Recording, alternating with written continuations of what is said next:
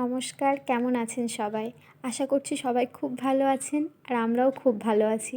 মোরস খুঁটিনাটিতে সকলকে স্বাগত জানিয়ে আমার আজকের এই ব্লগটা শুরু করছি। সকালে ফ্রেশ হয়ে হালকা একটু খেয়ে নিলাম। তারপরে বাইরে বেশ রৌদ্রোজ্জ্বল পরিবেশ দেখে একটা আলাদাই এনার্জি নিয়ে সকালের কাজকর্ম শুরু করে দিলাম।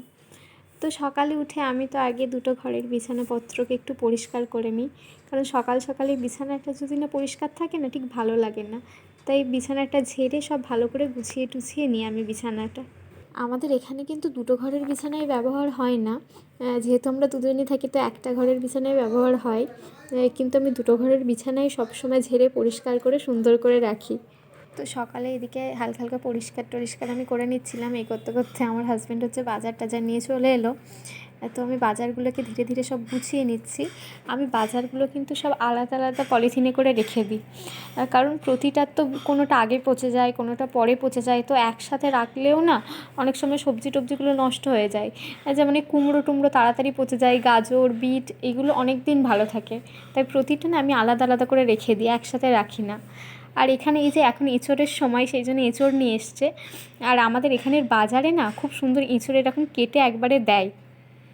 আমি এঁচোড় খেতে খুবই পছন্দ করি, কিন্তু এঁচোড় কাটতে পারি না, এত আঠা লেগে যায়, ঠিকঠাক একদম কাটতে পারি না। ভাগ্যে এখানে বাজারে এরকম কেটে দেয় বলে খাওয়াটার খুব সুবিধা হয়, না হলে হয়তো কাটতে হতো।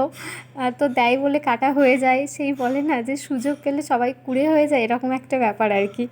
আর এঁচোড় তো খুব বেশি দিন পাওয়া যায় না, এই শুরুতেই এঁচোড়টা বেশ কচি কচি পাওয়া যায়। বেশ কিছুদিন হয়ে গেলে না এঁচোড়টা আবার বীজওয়ালা হয়ে যায়, একদম ভালো লাগে না। তো আমি ধীরে ধীরে সব কিছু ফ্রিজে ঢুকিয়ে দিলাম সবজিগুলো। আর লঙ্কাগুলো আমি ফ্রিজে রাখি না, জানি না বলে কি না লঙ্কা ফ্রিজে রাখলে ঝাল কমে যায়। আমিও দু একবার রেখেছিলাম, দেখেছিলাম যে সত্যিই হয়তো ঝালটা একটু কম লাগছে। তো আমি আদৌ এটা জানি না যে হয় কি না হয়, আপনারা একটু জানাবেন তো যে লঙ্কা ফ্রিজে রাখলে কি ঝাল কমে যায়। তাই আমি লঙ্কাটা বাইরেই রেখে দিই। তারপর মাছটা আমি বার করে বেসিনে রেখে দিয়েছি। মাছটা বেছেই দেয় বাজার থেকে, কিন্তু এই কিছু কিছু আঁশ থেকে যায়, একটু নোংরা টোংরা থেকেই যায়, তো একটু নিজেকে ভালো করে বেছে নিতে হয়। তো এখনই যদি মাছ হাত করে নিই না, অন্য জিনিসপত্রগুলো গোছাতে আর ভালো লাগে না, তাই জন্যে রান্নাটা বসেই আমি একবারে মাছ ধোবো। আর এদিকে যা এনেছে দই টইগুলো ফ্রিজে ঢুকিয়ে নিলাম। এই গরমে কিন্তু টক দইটা খাওয়াটা খুব ভালো। আমি একদমই খেতে পারি না, কিন্তু ধীরে ধীরে খাওয়ার চেষ্টা করছি, কিন্তু আমি জানি না আদৌ খেয়ে উঠতে পারবো কি না, একটু একটুই খাওয়ার চেষ্টা করছি। আর এইদিকে গ্রসারির টুকটাক জিনিসপত্রগুলো এনেছিল, যেমন চিড়ে ভাজা পাঁপড়, এইগুলো আসলে কি হয় একবারে গ্রসারি আনলেও মানে কিছু কিছু তো মাঝে মাঝে শেষ হয়ে যায়, কিছু হয় কি তখন থাকে, শেষ হয় না, মাঝখানে শেষ হয়ে যায়, সেগুলো আবার ধীরে ধীরে আনতে হয়। তো আমি এইগুলোকে এখন ঢেলে নিচ্ছি। আর আমি কি করি, এদিকে ময়দাটার কৌটোটা দেখছি যে এখনও শোকায়নি, ধুয়ে দিয়েছিলাম, তো ময়দাটা পরেই ঢালবো, এখন এই দুটোকে ঢেলে নিচ্ছি। আর প্রতিটা জিনিস যখনই কৌটোয় শেষ হয় না, আমি প্রতিটা কৌটোকে ধুয়ে দিই, প্রত্যেকবারেই আমি এটা করি। কারণ প্রতিবার এটা করলে কৌটোগুলো খুব পরিষ্কারও থাকে, কখনো ময়লা হয় না, আবার একবারে ধোয়ার চাপটাও থাকে না। তো আমি প্রতিবারে এটাই করে দিই। তো এই দুটো এখন ঢেলে নিলাম, ময়দার কৌটোটা শোকাক, তারপরেই ময়দাটা ঢেলে নেব। এদিকের কিছুটা কাজ গুছিয়ে এসে এদিকে আমি আলনাটাকে মুছে নিয়েছিলাম। তো সব জামাকাপড় নামিয়ে যেহেতু আলনাটাকে মুছে নিয়েছিলাম, আবার সব জামাকাপড়গুলো জায়গায় জায়গায় তুলে দিচ্ছি। আসলে আমি রোজই প্রায় এইগুলো খুঁটিনাটি কাজগুলো করে নিই, কারণ এই ছোটো ছোটো কাজগুলো করে নিলে না ঘরপত্র খুব পরিষ্কারও থাকে, কোনো জিনিসপত্রে ধুলো বেশি পড়ে না, কিছুই হয় না। আর এইভাবে খুচখাচ করে কাজগুলো রোজ একটু একটু করে করে নিলে না কোনো দিনও চাপও লাগে না। একবারে যদি সব করতে যাই প্রচণ্ড চাপ লাগবে, প্লাস একবারে অনেক কিছু ঘরপত্রগুলোও নোংরা হয়ে যাবে। এইভাবে ছোটো ছোটো টিপস ফলো করে গুছিয়ে যদি কাজগুলোকে করা যায় না, অনেকটা সময় পাওয়া যায় আর নিজে অনেকটা চাপমুক্তও থাকা যায়।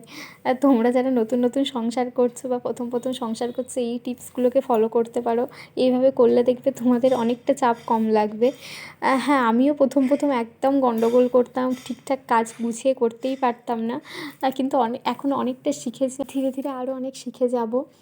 এমনও অনেকে আছে যারা আমার থেকে অনেক সুন্দর করে গুছিয়ে কাজ করে, তাদের থেকে অনেক কিছু শেখার আছে।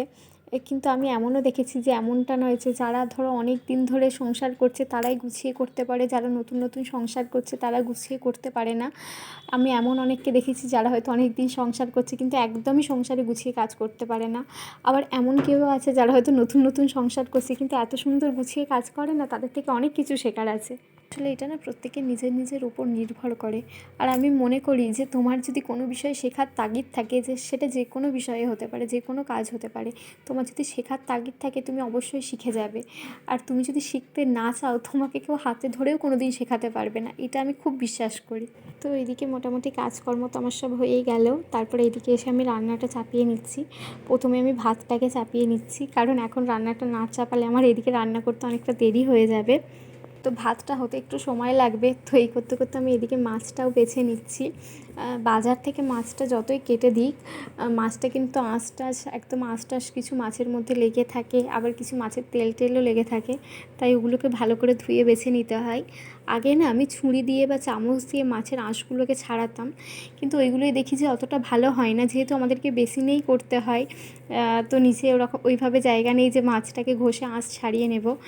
তাই আমি এটাকে এখন কি করি, ওই যে আলু টালুর খোলাগুলোকে ছাড়াই না, যে ছুরিটা আছে ওই ছুরিটা করে আমি টেনে টেনে মাছের আঁশগুলোকে ছাড়িয়ে নিই। দেখছি যে এটা করে খুব ভালো হচ্ছে আঁশ ছাড়ানো। তোমরা কিন্তু যারা এইভাবে আঁশ ছাড়াও না, এইভাবে একবার এই মানে ছুরিটা করে আঁশটা ছাড়িয়ে দেখতে পারো, যে খুব ভালো হবে। এইদিকে আমি মাছ টাছগুলো বেছে ভালো করে ধুয়ে নিলাম। তো তারপরে ধুয়ে একটু বেসিনে জল ঝরিয়ে নিয়ে দিয়ে আমি টিফিন বক্সে করে ঢুকিয়ে রেখে দিচ্ছি ফ্রিজে, যেহেতু আজকে তো সবটা করতে লাগবে না, আমরা দুজন মানুষ আর কতটাই লাগবে। তাই বাকি কিছুটা আমি ফ্রিজে ঢুকিয়ে রেখে দেবো, এটা আবার অন্য দিন রান্না করব। মাছ টাছ মাছ মাংস যে কোনো কিছু আমি ফ্রিজে না সবসময় টিফিন কৌটো করে রাখার চেষ্টা করি। সেটা যে কোনো কিছু হোক বা কখনো কোনো দিনের খাবার বেড়ে গেলে সব কিছুই আমি মানে কৌটো কৌটো করে আলাদা আলাদা করে ফ্রিজে রেখে দিই। এদিকে ভাতটা একদিকে হতে থাকার আমি এইদিকে রান্নাটা চাপিয়ে দিয়েছি। আমি কিন্তু সবার শুরুতেই হচ্ছে রান্না বসানোর আগে সব সবজি টবজি কেটে ধুয়ে রেখে দিই, সেটার ভিডিও করা হয়নি।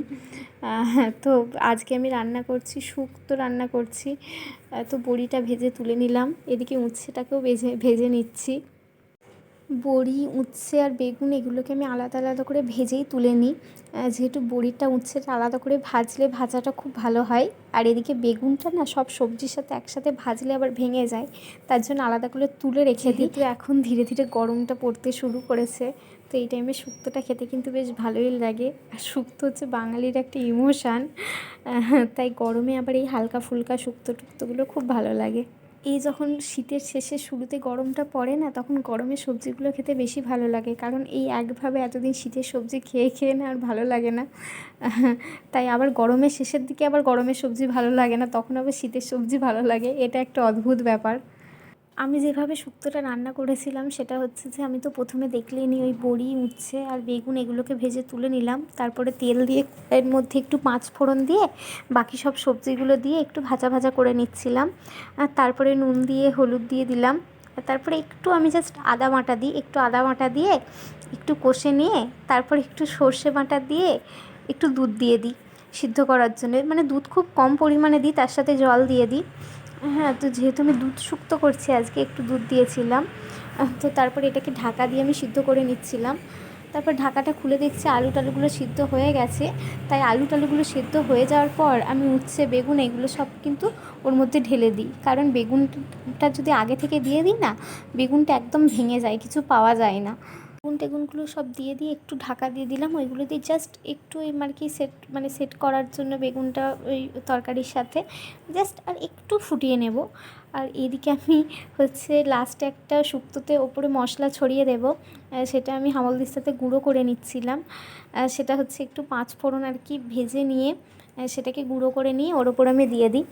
তো এটা করলে কিন্তু মানে শুক্তোটার স্মেলটা খুব ভালো আসে, আমি তো এই মশলাটাই দিই। তো আমি এইভাবেই শুক্তো রান্না করি। তো আমার শুক্তো এখানে কিন্তু কমপ্লিট। শুক্তোর পুরো ভিডিও দিতে গেলে ভিডিওটা অনেক বড় হয়ে যাবে, তাই এইভাবেই আমি বলে দিলাম। এদিকে শুক্তো রান্না তো আমার হয়ে গেল, এইদিকে আমি মাছের ঝাল করে নিচ্ছিলাম। তাই মাছগুলোকে এদিকে ভেজে টেজে নিয়ে এদিকে আমি সর্ষে টমেটো দিয়ে মাছের ঝাল করে নিচ্ছিলাম। এটা হচ্ছে ওই কালো জিরে কাঁচা লঙ্কা ফোড়ন দিয়ে যে টমেটো দিয়ে সর্ষে দিয়ে ঝালটা করে, সেটাই করেছিলাম একদম প্লেন। তো এদিকে রান্না বান্না সব কিছু আমার কমপ্লিট হয়ে গেছে। এদিকে আমি গ্যাসটা হচ্ছে একটু ভিম বুলিয়ে রেখেছিলাম, যেহেতু মাছটা হচ্ছে রান্না করেছিলাম, তো ভিম বুলিয়ে রেখে তারপর আমি গ্যাসটাকে মুছে নিচ্ছি।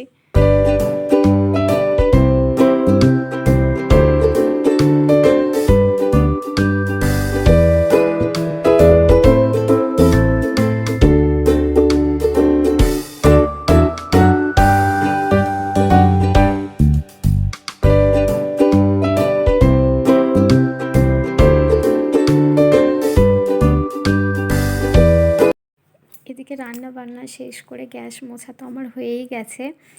তারপর এখানে হচ্ছে আমি যে মশলা টশলা বেটেছিলাম যে মিক্সির বাটিটাতে, সেটা আমি ধুয়ে ভালো করে রেখে দিলাম। তারপরে তখন আমি বলেইছিলাম যে ময়দাটা আমার তখনও কৌটোটা শোকায়নি, তো এখন দেখছি যে ময়দার কৌটোটা বেশ শুকিয়ে গেছে। তার জন্য ময়দাটা আমি এখন ঢেলে নিচ্ছি। যারা এতক্ষণ আমার ভিডিওটা দেখছেন তাদেরকে অনেক ধন্যবাদ। আমার ভিডিওটা যদি ভালো লেগে থাকে একটা লাইক করবেন, আর কে কোথা থেকে আমার ভিডিওটা দেখছেন আমাকে কমেন্ট বক্সে কমেন্ট করে জানাবেন। আপনারা কমেন্ট করলে আমিও কিন্তু কাজে অনেকটা উৎসাহ পাই। যারা আমার চ্যানেলে নতুন, আমার চ্যানেলটাকে সাবস্ক্রাইব করে আমার পাশে থাকবেন। এখন যেহেতু হালকা হালকা গরম পড়ে যাচ্ছে, শীতটা অনেকটাই কমে গেছে। কখনো তো ফ্যান চালাতে হচ্ছে, খুব গরম লাগছে, কখনো আবার শীত শীত লাগছে। মানে এটা একটা অদ্ভুত ওয়েদার। তাই ব্ল্যাঙ্কেটটা গায়ে নিতে না হলেও আমি ভরসা করে এতদিন তুলে দিতে পারিনি। 10-15 দিন ধরে আমার প্রায় ব্যবহার করিনি, তাও ব্ল্যাঙ্কেটটা নিচেতেই রেখেছিলাম। যদি কোনো দিন বৃষ্টি হয়ে বাই চান্স শীতটা বেড়ে যায়, তো এখন তো অনেকটাই শীত কমে প্রায় গরমের দিকেই চলে গেছে, আর ব্ল্যাঙ্কেট নেওয়ার কোনো সম্ভাবনাই নেই। তাই ব্ল্যাঙ্কেটটা আজকে ভালো করে কেচে দিয়েছি, মেলে দিয়েছি।